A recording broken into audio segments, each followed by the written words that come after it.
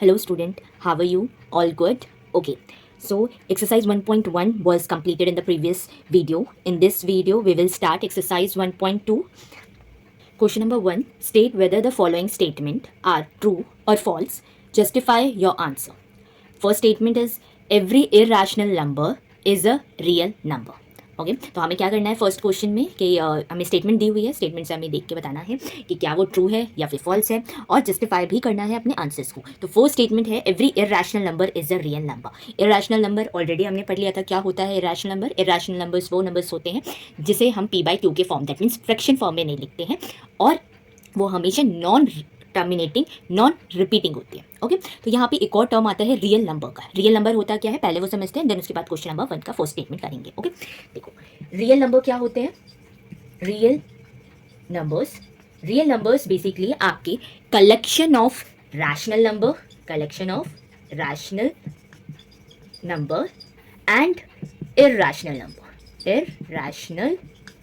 Number. Okay real numbers क्या होते हैं, रियल नंबर्स वो नंबर्स होते हैं जिसके अंदर हम रैशनल नंबर्स को भी कंसीडर करते हैं और साथ ही साथ इरैशनल नंबर्स को भी कंसीडर करते हैं। Okay for example 3, 0, 2.5, okay √5, pi and so on.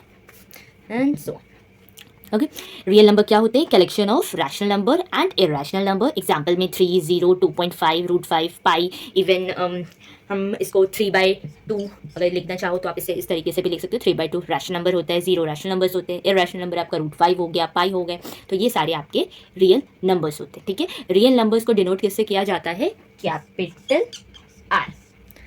Okay ये चीज़ें पता होनी चाहिए कि रियल नंबर्स का सिंबल क्या होता है, that is capital R. I hope आपको ये समझ आ गया होगा। Now forward to the question number 1 first statement. अब हमारी फर्स्ट स्टेटमेंट क्या कहती है कि जो एवरी इरैशनल नंबर होता है, जितने भी हमारे इरैशनल नंबर्स हैं वो सारे रियल नंबर है। अभी हमने देखा कि जो हमारे इरैशनल नंबर्स है वो किसके अंदर कंसीडर होता है, रियल नंबर्स के अंदर। दैट मीन्स जो हमारा फर्स्ट स्टेटमेंट है वो क्या होगा, ट्रू हो जाएगा। because real number rational number and irrational statement number 2 क्या कहते हैं, every point on the number line is of the form √m where m is a natural number. क्या कहने का मतलब क्या है बेटा कि जितने भी हमारे नंबर लाइन में पॉइंट्स होते हैं वो सारे पॉइंट्स √m के फॉर्म में होते हैं। ठीक है और जहाँ पे आपका जो m है वो नेचुरल नंबर है। तो ये स्टेटमेंट आपकी इज इट ट्रू और false, this statement is false. Why this is false, because this is 0, 1, 2, 3, -1, -2, -3 and so on. क्योंकि हमारी जो नंबर लाइन होती है, नंबर लाइन में जितने भी पॉजिटिव वाली वैल्यूज होती है, पॉजिटिव वाली वैल्यूज को हम रूट में लिख सकते हैं, √1, √2, √3, √4 एंड सो ऑन। ठीक है बट जितनी भी हमारी नेगेटिव वैल्यूज होती है, ये नेगेटिव वैल्यू जो होती है -1, √(-1), √(-2), √(-3), इस तरीके से नहीं लिखा जाता। ठीक है irrational false negative numbers can't be the square root of any natural number। ठीक है फॉल्स है। क्यों फॉल्स है ये, क्योंकि जितने भी हमारे नेगेटिव नंबर्स होते हैं उसे हम कभी भी स्क्वायर रूट के फॉर्म में नहीं लिख सकते ऑफ एनी नेचुरल, कोई भी नेचुरल नंबर्स में। ठीक है इसलिए हमने जो नंबर लाइन पे रिप्रेजेंट करके दिखाया था √1, √2, इन सब की आपके पास सर्टेन वैल्यूज आएगी क्योंकि उसका स्क्वायर रूट भी बनता है, बट जो नेगेटिव वैल्यूज होती है उसके स्क्वायर रूट्स नहीं बनते हैं, इसलिए ये स्टेटमेंट आपकी क्या है फॉल्स है। Now move to the third statement क्या है, every real number is an irrational number. क्या कह रहे हैं कि जितने भी हमारे रियल नंबर्स होते हैं वो सारे क्या होते हैं इरैशनल नंबर होते हैं। और ऑलरेडी हमने अभी फोर्थ स्टेटमेंट में ये चीज पढ़ी थी कि जो रियल नंबर होता है वो collection of both rational number and irrational number. That means this statement is false. The statement is false. Why is it false? Because real number can be a rational number. Rational number also can be a rational number also. Okay. Why? Third statement आपकी क्या है यहाँ पे, third statement यहाँ पे third statement जो है आपकी वो फॉल्स हो जाएगी। क्यों? Because real number can be a rational number also, क्योंकि आपकी जो रियल नंबर है वो सिर्फ और सिर्फ इरेशनल नहीं होती है, वो रैशनल नंबर्स भी होती है, इसलिए आपका जो थर्ड स्टेटमेंट हो जाएगा वो फॉल्स होगा। आई होप आपको ये समझ आया होगा question number 1। Now move to the question number 2। Question number 2, are the square root of all positive integers irrational? ठीक है, फर्स्ट हमें क्वेश्चन इसमें क्या पूछा गया है कि जितने भी हमारे स्क्वायर रूट वाली पॉजिटिव इंटीजर्स होते हैं वो सारे इरेशनल होते हैं। तो आंसर क्या होगा? ये जितने भी हमारे स्क्वायर रूट होते हैं पॉजिटिव इंटीजर्स के वो सारे इरेशनल नहीं होते हैं। ठीक है, क्यों नहीं होते हैं? इफ नॉट, अगर वो नहीं है तो give an example of the square root of number that is a rational number. अगर सारे नहीं होते हैं तो हमें कुछ एग्जाम्पल देके बताना है कि वो जो नंबर्स है स्क्वायर रूट ऑफ नंबर वो सारे क्या है? रैशनल नंबर है। ठीक है, आपको क्वेश्चन समझ आया होगा। हमें इस क्वेश्चन में पहले ये पूछा गया है कि जितने भी हमारे स्क्वायर रूट होते हैं पॉजिटिव इंटीजर्स के, क्या वो सारे इरेशनल होते हैं? एंड देन अगर वो नहीं होते हैं तो आपको कुछ एग्जांपल देके बताना है कि कुछ एग्जांपल देना है जिसमें आपको ये बताना होगा कि जो आपके स्क्वायर रूट ऑफ नंबर्स है वो सारे आपके क्या है? रैशनल नंबर्स है। ओके, तो फर्स्ट हम कैसे लिखेंगे इसे? The square root of all positive integer, all positive integers are not irrational. Okay, for example, take some example and then please. Irrational, ठीक है, जितने भी आपके स्क्वायर रूट होते हैं पॉजिटिव इंटीजर्स के वो सारे आपके इरेशनल नहीं होते। क्यों नहीं होते? कुछ एग्जांपल्स देखते हैं, उससे हमें पता चलेगा। Let's take root 1। ठीक है, रूट 1 का अगर आप स्क्वायर रूट करोगे तो आप स्क्वायर रूट करेंगे हम 1 का तो हमें वैल्यू क्या मिलती है? 1। अगर मैं रूट 4 का करूंगी तो मुझे वैल्यू क्या मिलेगी? 2। अगर हम 9 लेंगे तो वैल्यू क्या मिलेगी हमें? 3, क्योंकि 3 का स्क्वायर क्या होता है? 9 स्क्वायर रूट में। अगर हम रूट 16 लेंगे तो इसका स्क्वायर क्या होता है? 4।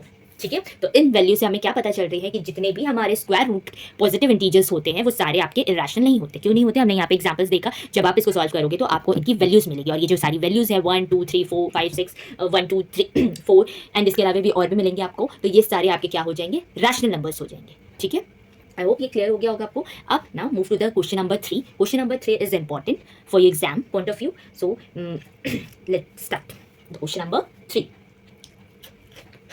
Question number 3, show how root 5 can be represented on the number line। हमें क्या करना है इसमें? रूट 5 को नंबर लाइन पे रिप्रेजेंट करके बताना है।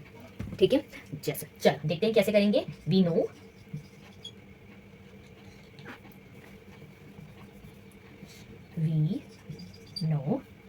रूट 5, हमें पता है कि हम रूट 5 को किस तरीके से लिख सकते हैं। Can be right like this 4 + 1, right? 4 + 1, और अगर हम इसका स्क्वायर करेंगे तो ये 2 का स्क्वायर हो जाएगा और ये 1 का स्क्वायर। ठीक है, तो समझ आया? हमने क्या किया है? रूट 5 को हम रूट 5 को इस तरीके से भी लिख सकते हैं। ये चीज़ हमने इसलिए निकाला है बाय पाइथागोरस थ्योरम। आपको ये चीज़ें अंडरस्टैंड होगी। बाय पाइथागोरस थ्योरम हमें एक बेस की वैल्यू निकालनी है और एक परपेंडिकुलर की वैल्यू निकालनी है, और जब आप उसको ऐड करोगे तो आपके पास रूट 5 वैल्यू आनी चाहिए। Draw a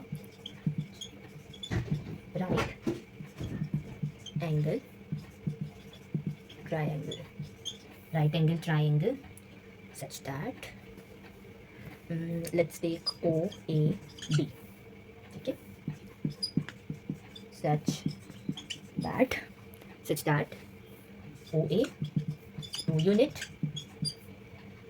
AB 1 unit and angle OAB 90 degree. ठीक है, ये चीज़ें अभी हम करेंगे। सबसे पहले एक नंबर लाइन ड्रॉ करनी है हमें। आप स्केल का यूज़ करना, मैं यहाँ पे नॉर्मली बना रही हूँ, बट आप उसी चीज़ को समझ सकते हो। जैसे एक आपको नंबर लाइन बनानी है इस तरीके से। ठीक है, ये हमारे पास 0 1 2, यहाँ पे -1 -2। ठीक है, फर्स्ट चीज़ हमने क्या लिया था? OA जो है वो 2 यूनिट का होना चाहिए। 0 to 1 1 unit, 1 to 2 second unit. Okay, तो यहाँ पर ये जो 0 है इसे हम कंसिडर करेंगे कैपिटल O से। ठीक है, कैपिटल O, और दिस वन इज A। ठीक है, OA की वैल्यू हमारे पास ये क्या आ गई? 2 यूनिट हो गया। अब हमें A से B 1 यूनिट बनानी है। ठीक है, 90 डिग्री की 1 यूनिट बनाओगे आप। जितनी आपने यहाँ पे यूनिट डिस्टेंस लिया है 1 यूनिट का, उतना ही सेम डिस्टेंस आपको इधर भी लेनी पड़ेगी। तो यहाँ पे let's take this B and इस लाइन को थोड़ा सा और एक्सटेंड कर देते हैं। ठीक है, हो गया। अब हमें क्या करना है?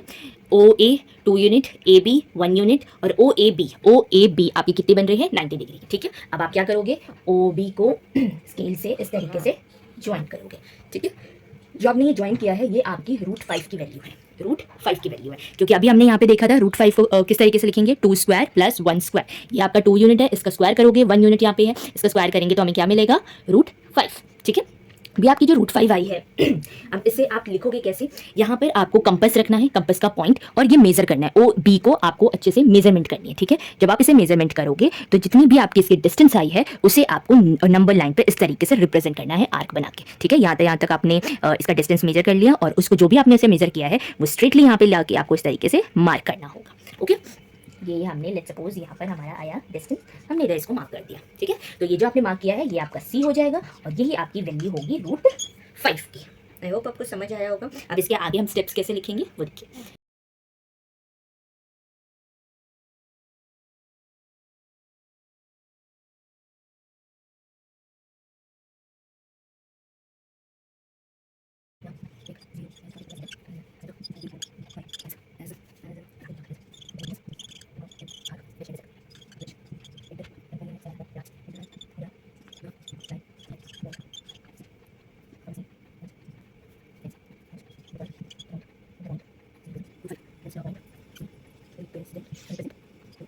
That's all for today's video. Don't forget to like, share and subscribe to my channel.